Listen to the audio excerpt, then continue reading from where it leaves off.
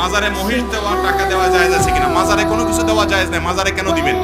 মাজারে দিলে সেটা তো মাজারে যারা ওই যে আপনার গাঁজা খা, ওই গাঁজাখোরদের আরো সহযোগিতা হবে, এটা জায়েজ নাই।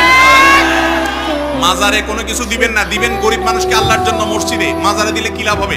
যিনি মাজারে শুয়ে আছেন উনি যদি আল্লাহর ওলি হয়, উনি যদি নেক মানুষ হয়, ভালো মানুষ হয়, তো আপনার এই জিনিসগুলো কি তার কবরে ঢুকবে?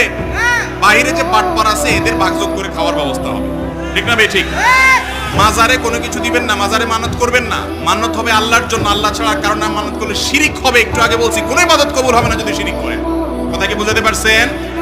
কোন প্রকার মাজারে কোনো দান দক্ষিণা মান্নত করা যাবে না। মাজারের ভাই মাজারে যাবেন কবর জিয়ারত করে দেবেন, সেখানে কিসের দান? ওখানে আপনি দিবেন বাটপাররা সব ভাগযোগ করে খাবে, দিবেন গরিব মানুষকে মসজিদে, মাদ্রাসা, ইসলাম মাজার নির্দেশ। ভাই মাজারে যদি কোনো কিছু দেওয়ার নির্দেশ থাকতো তাহলে হাজী সাহেবরা উল্টা ভরে নিয়া রাসূল করিম সাল্লাল্লাহু